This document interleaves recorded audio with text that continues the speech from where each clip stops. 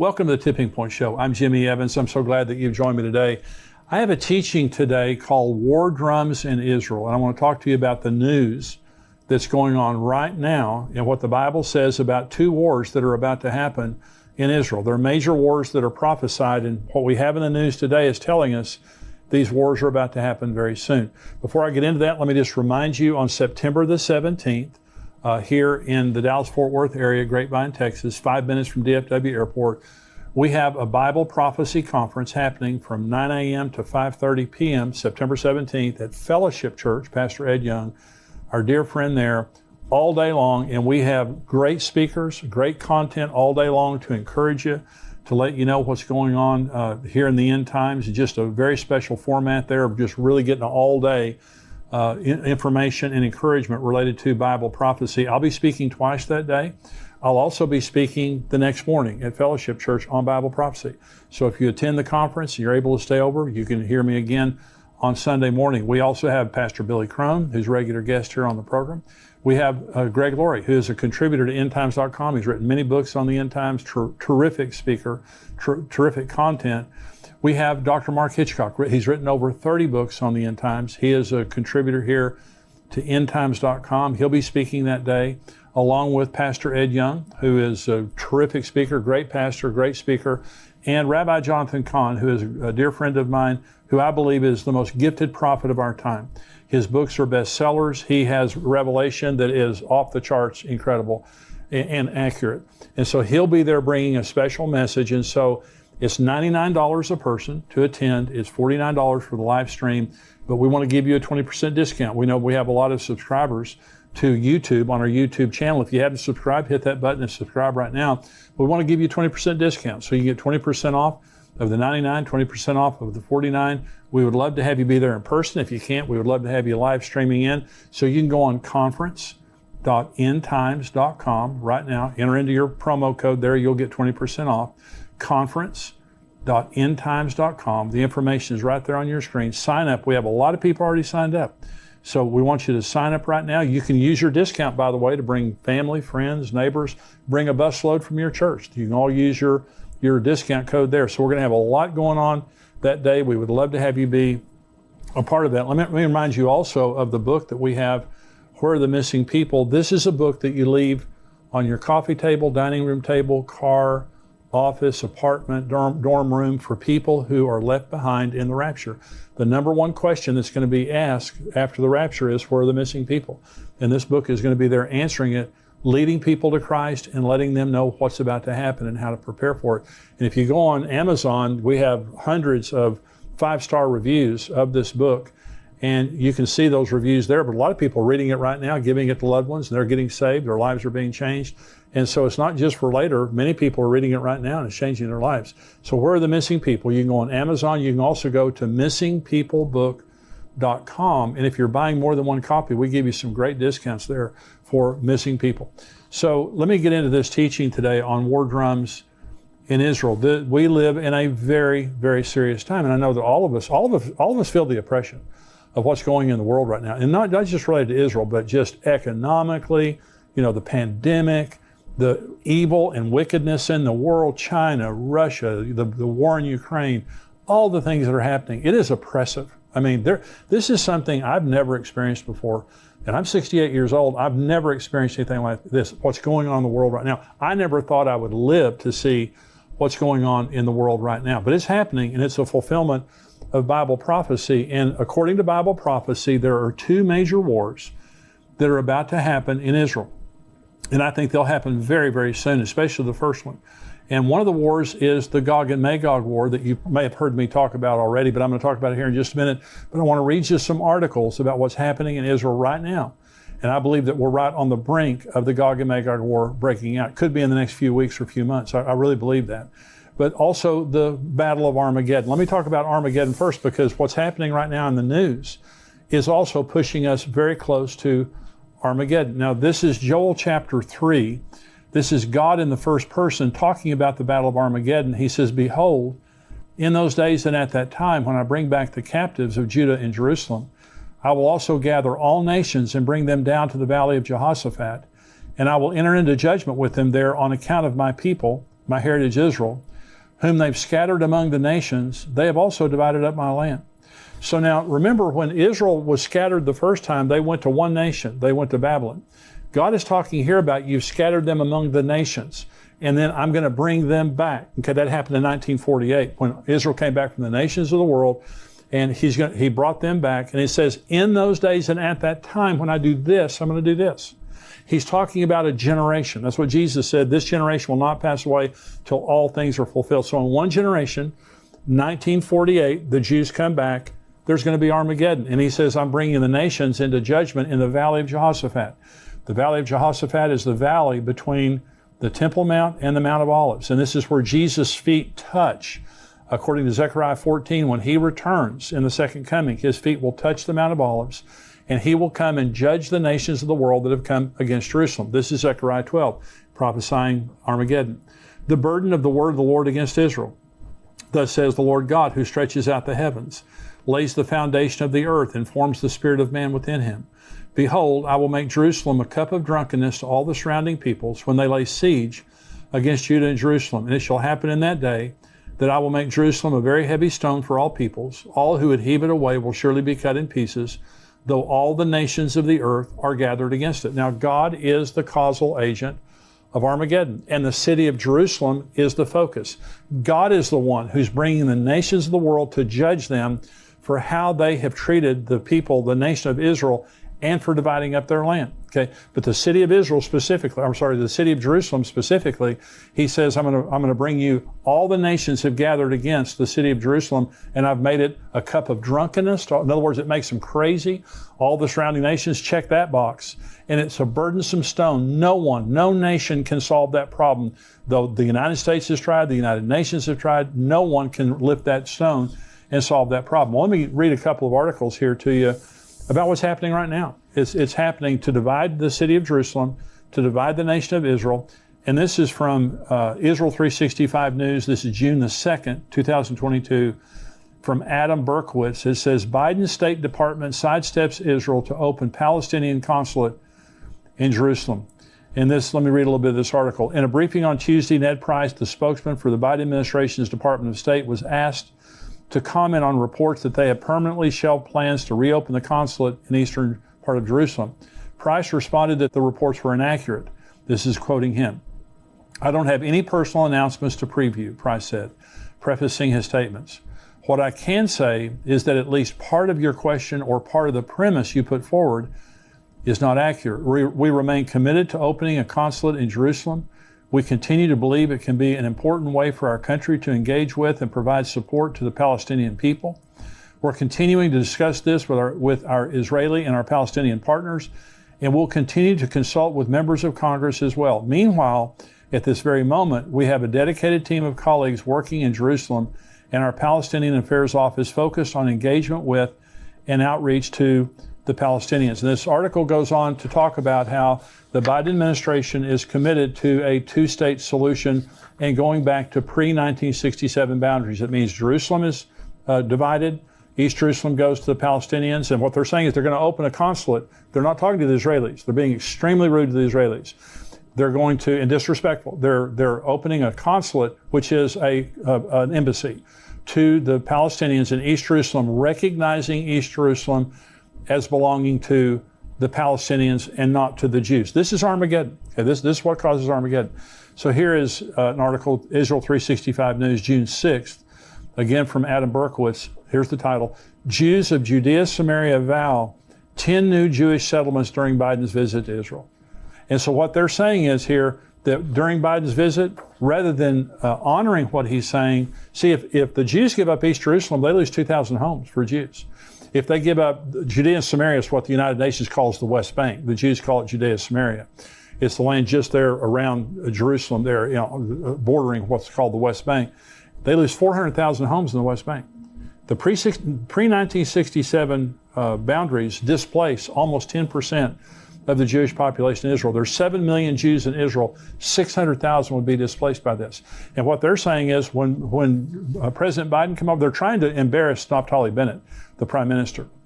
And they're also trying to get back, and as a sign to President Biden, they're not giving up the West Bank. They're not giving up East Jerusalem. This is Armageddon. Armageddon is about the Jews won't give up Jerusalem. They won't give up East Jerusalem. They're not going to give up the land. They've tried this land for peace nonsense, and they don't get any peace for it. And so they're not going to give it up, but they're going to try to impose the United Nations at some point. This is what causes Armageddon.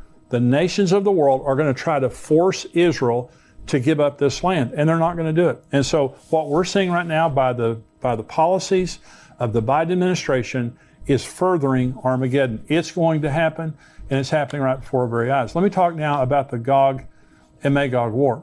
And so God is furious that the nations of the world, the way they're treating Israel, they're trying to divide up the land. But there's also the Gog and Magog war, that also God is the causal agent of the Gog and Magog war. And let me read you now. This is Ezekiel 38. You've probably heard me talk about this before.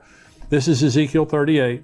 The word of the Lord came to me, saying, Son of man, set your face against Gog of the land of Magog, the prince of Rosh, Meshech, and Tubal, and prophesy against him, and say, Thus says the Lord God, Behold, I am against you, O Gog, the prince of Rosh, Meshech, and Tubal. I will turn you around, put hooks in your jaws, and lead you out with all your army, horses and horsemen, all splendidly clothed, the great company with bucklers and shields, all of them handling swords. Persia, Ethiopia, and Libya are with them, all of them with shield and helmet. Gomer and all its troops, the house of Togarmah from the far north and all its troops.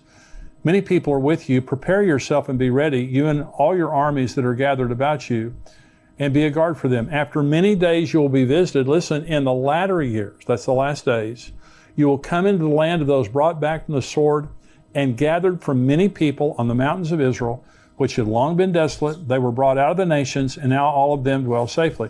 So this is about to happen. So Israel's back in their land. They're very prosperous. They're safe, comparatively.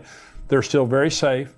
But this is Russia. This Ezekiel 38 is against a man called Gog, which I believe right now is Vladimir Putin. Now, if this prophecy is for later, it could be somewhere else. But it says Gog, he's the prince of Rosh, Meshech, and Tubal. Rosh is Russia, Meshech is Moscow, Tubal is Tobolsk. This is right there in Russia. And so this is Persia is Iran. When it says Gomer, Togarmah, that's Turkey.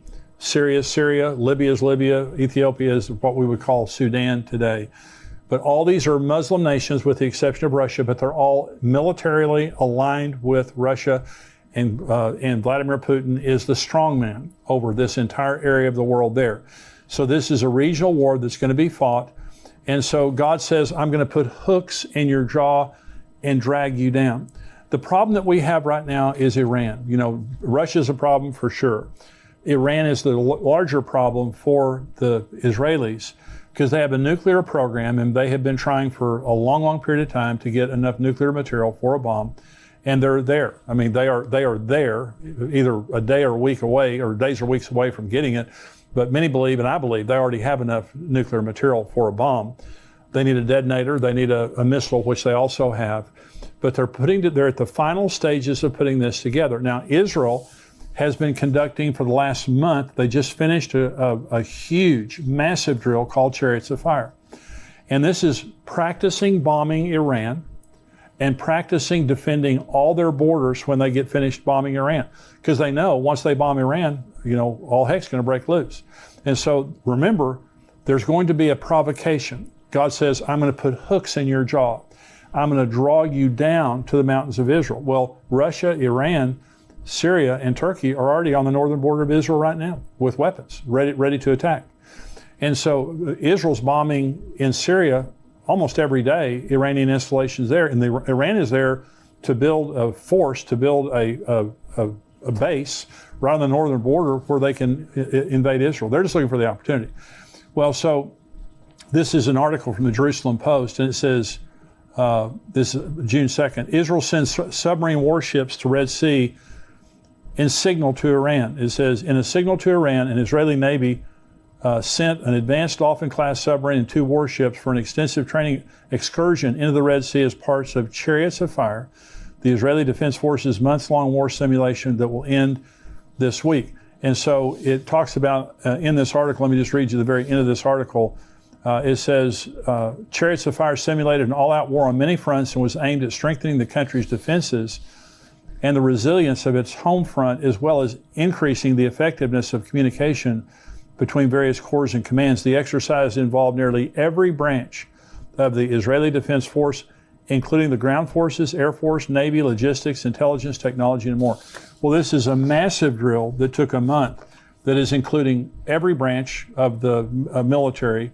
It's bringing them all together, helping them to communicate so they can bomb Iran and so they can protect their nation afterwards. Because, in my opinion, this is the hook that once Israel bombs Iran, it provokes Russia. Russia's already provoked, but it provokes Russia, Turkey, Iran, Syria, all these nations, and this could be the fulfillment of that. I mean, by the way, and so let me just read you these other articles and I'll talk about it. This is from Yahoo News, June the 2nd, this year.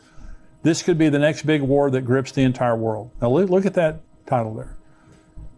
The ongoing war between Israel and Iran across the Middle East came out of the shadows and into the open long ago, but now, on the back of several suspected Israeli attacks inside Iran itself, the deadly contest threatens to escalate, possibly beyond the region. Last week, several quadcopter drones smashed into a suspected Iranian nuclear research and drone facility at Parchin, killing one engineer. Mere days before, two assassins on motorbikes shot dead an Iranian military colonel in the heart of Tehran.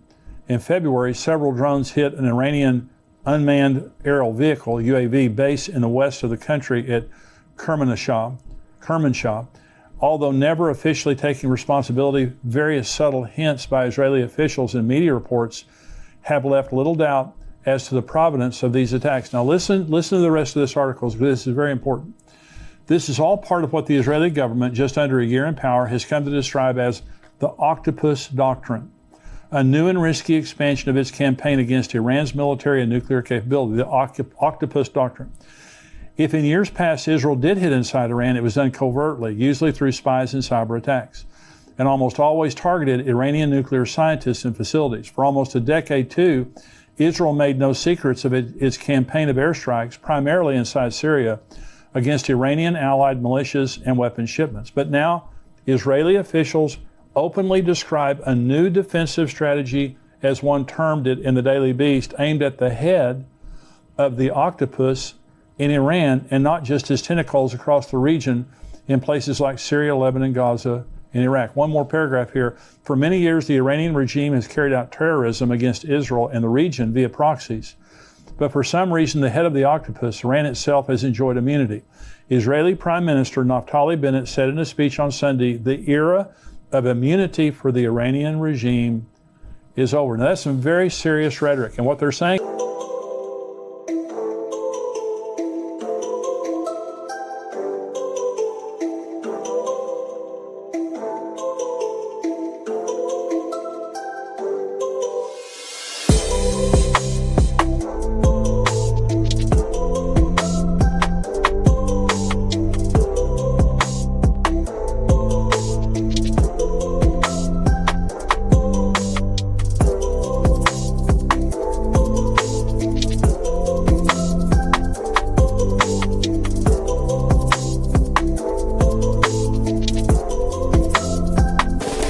is their doctrine, the Octopus Doctrine, kept saying, cut off the tentacles, hit them in Syria, quadcopter their nuclear facilities, send viruses into their computers, kill their scientists, and all those kind of things. Now what they're saying is, no, we're going to chop off the head of the octopus. That's a very different strategy, and it goes along with the chariots of fire. And by the way, the chariots of fire exercise, that looks back to Elijah. Isn't that interesting?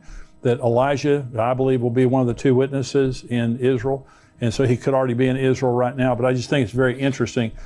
This is an article from the Times of Israel from the United Nations, and they're saying Iran not providing credible answers on material at undeclared sites. Well, Iran's been lying to everybody forever, and so they shouldn't be surprised by that. But they have found uranium traces at 3 different facilities that weren't supposed to have uranium. And the Iranians will not give an answer for it. And so they're lying. They've got more uranium than they're saying they have. And so they've just been caught. And this is the Jerusalem Post. One more article here.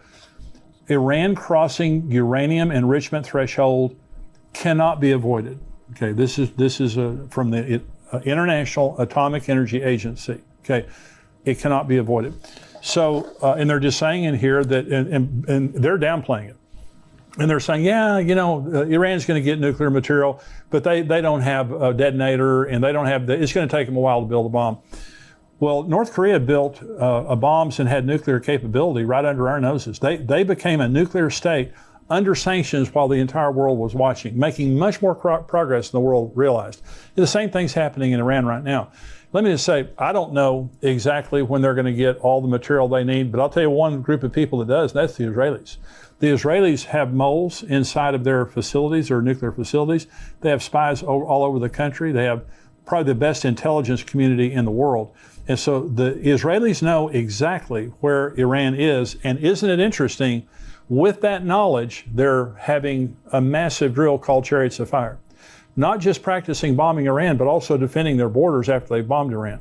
Very interesting. So Iran must be making some progress in that regard. Now, so let me say this. So there's Armageddon, it's all right there. It's all unfolding before our eyes. Now, Armageddon takes place 7 years into the tribulation, at the end of the tribulation, at the second coming.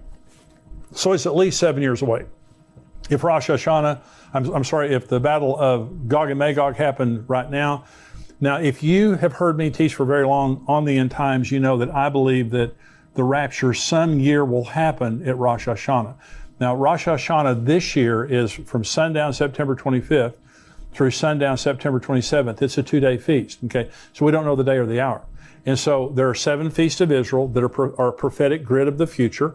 Jesus was crucified on Passover, buried on unleavened bread, resurrected during the Feast of First Fruits.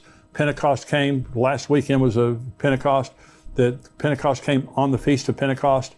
The next 3 feasts then are the Feast of Trumpets, the Day of Atonement, and the Feast of Tabernacles.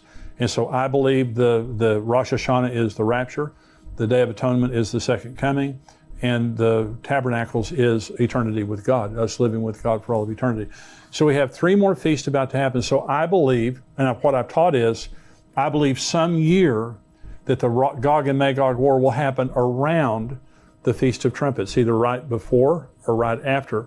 Now, my personal opinion is it'll happen just prior to, because I believe it will set up the covenant that the Antichrist makes with Israel. After the Gog and Magog war, there's going to be a tremendous sympathy for Israel when God glorifies himself, when he defeats all those armies and deals with that issue. Then the Antichrist shows up as a man of false peace and makes this covenant of peace. Now, that's just my opinion. It could be at a different time. But isn't it interesting that we're 3.5 months right now from the Feast of Trumpets, when I believe some year the rapture will happen. And all these things are happening, and what the world is witnessing is, we're right there. Related to Israel and Iran, we're right there. Israel cannot let Iran get a nuclear weapon. It's not going to happen. They have the resolve and they have the capacity to bomb Iran and stop it. And so this is all happening right before our nose. And my opinion is, and this is what I wrote in my book, Tipping Point, I wrote it 2 years ago, is my opinion is when Israel bombs Iran, which could be in the next few days or few weeks, when Israel bombs Iran, it will provoke the Ezekiel 38 and 39 war, which I believe is a sign that the rapture is about to happen. We're in that period of time. And when I make these kinds of statements, I'm not setting a date that I'm saying absolutely Jesus is coming this September.